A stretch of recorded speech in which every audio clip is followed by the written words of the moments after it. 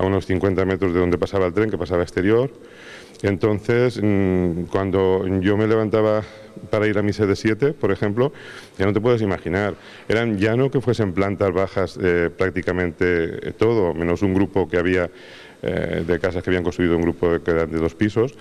Entonces, te lo digo por la oscuridad que había. Es que había veces que si era una noche muy oscura no te veías, porque es que podías ver una bombilla cada 3 manzanas, porque a lo mejor estaba previsto que fuese cada manzana, pero como se fundían, pues entonces quiero decirte que era así, y entonces ibas con esa oscuridad a la iglesia, y es que, ¿cómo decirte?, no tiene nada que ver con lo de hoy. Es una ciudad totalmente diferente. Quizás la estructura de las calles sea la misma, pero imagínate lo que te estoy contando.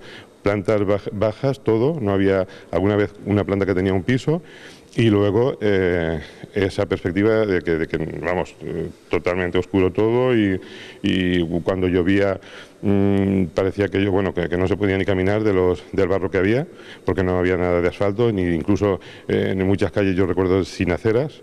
Y bueno, yo te digo, es otra cosa, es otro mundo, como si fuese una película. Bueno, ¿y a qué solía jugar José Antonio de pequeño? ¿A qué recuerdos tienes de eso? Pues yo recuerdo los juegos, mira, los gamberros que éramos como monaguillo, que siempre teníamos historias y, bueno, hay cosas que hacen de las cosas los niños, ¿no? Jugar, luego a veces engañábamos al sacristán y no cerrábamos la puerta, y luego cuando se veía todo el mundo volvíamos a la iglesia a hacer los gamberros, a dejarnos caer con unas cuerdas por los balcones, desde el balcón donde está el órgano, o donde estaba, no sé ahora, en el Corazón de Jesús. Ya te digo, muy gamberro como es normal. Decirle al maestro en el colegio que teníamos un entierro, irnos por ahí a jugar. El jugar a la guerra, pero eran con piedras de verdad, que a veces salíamos mal. Entonces me acuerdo de eso, que éramos como diferentes bandas. Generalmente yo siempre tenía el papel de lugarteniente para estar un poco en segundo lugar y dominar la situación.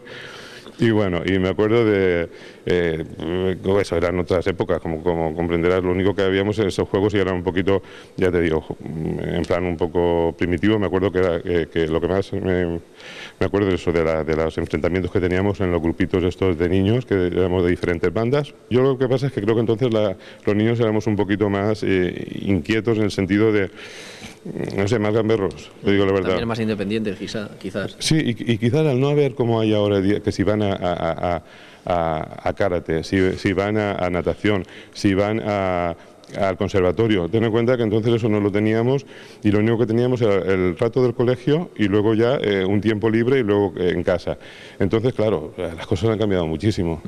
Bueno, y de joven, ¿tuviste toda tu juventud en Elche o tuviste que salir para algo? ¿Viste fuera? Pues bueno, eso es interesante. Yo creo que en mi vida marcó bastante una cosa. Yo cuando tenía 14 años, murió mi padre de accidente. Entonces eso para mí marcó, creo, bastante mi vida, porque yo entonces quería irme a Francia a trabajar en el hotel de una tía abuela mía, y me interesaba muchísimo, porque yo tenía esa tendencia, yo siempre salir fuera para conocer cosas.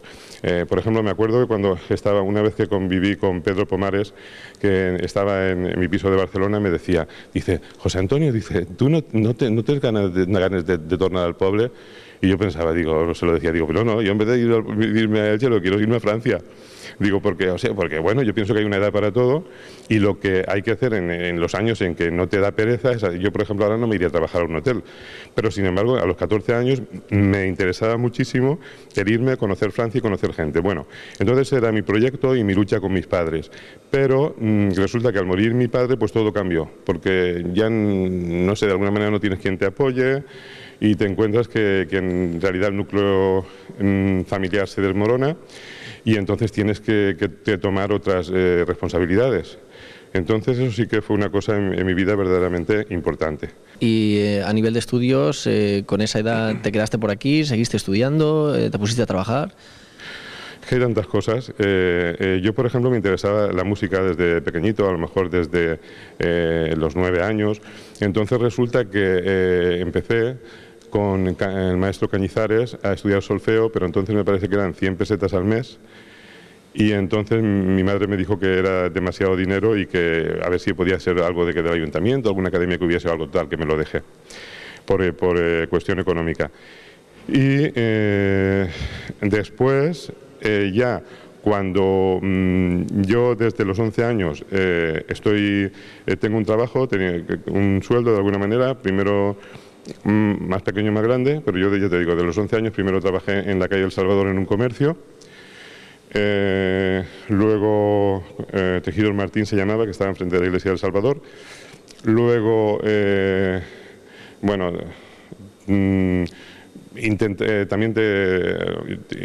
fue un trabajo que me gustó. Luego ya trabajé en otro comercio en la calle Ancha, que mucha gente me conoce por eso, que entonces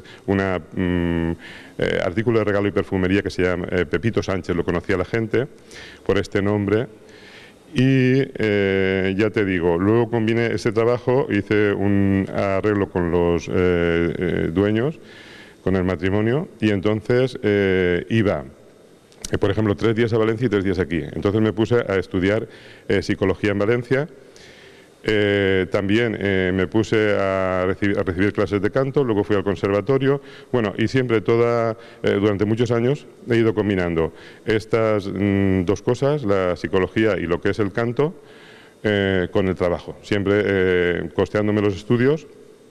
Y bueno, pues la verdad es que contento. Por una parte, cuando luego estuve en Barcelona y empecé a cantar, hice algunas cositas y fue verdaderamente gratificante para mí. Lo que pasa es que luego también para dedicarte profesionalmente al canto tienes que tener un respaldo económico, en el sentido de que tienes que ir a audicionar aquí, allá, luego tienes, total, que como todo en la vida, si no se tiene una economía fuerte es muy difícil hacer las cosas. Entonces yo me acuerdo que hacía las cosas que hacía, como tenía que combinarlo con el trabajo, le decía a amigos míos, oye, ¿por qué no hacéis esto? Porque lo tengo que hacer yo y no puedo, tal y cual. Como un poquito conclusión, te diré que casualidades de la vida, como yo me interesaba mucho lo que es el estudio del canto, una amiga y también fue profesora mía un tiempo, me dijo que por qué no me presentaba en Murcia, que iba a haber una vacante de canto. Entonces yo lo pensé y digo, pues no sería mejor tener un trabajo dentro de la música que no un comercio, que son muchas horas y me cansa mucho, y cada vez por la crisis, porque dicen que hay crisis ahora, pero entonces también había, y cada vez se gana menos.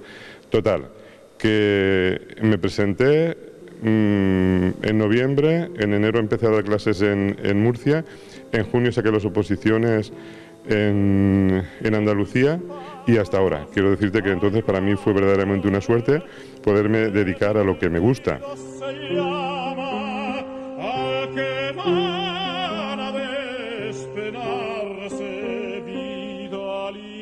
Bueno, es que me preguntas una cosa que me es difícil, porque canciones, mira, que me sepa yo puede ser que haya más de 100.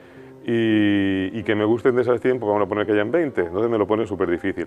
Tengo que elegir una, pues una canción en castellano sería Canción al árbol del olvido de Ginestera, pero también te diría que si me dices un Lied, me gusta mucho Dichterliebe, que es Amor de poeta de Schumann, me gustan mucho unas canciones de Ravel, Don Quijote a Dulcinea, que son un ciclo de 3 canciones preciosas. Me gusta un ciclo de Montpou, que también son un ciclo de 3 canciones que son una maravilla en catalán.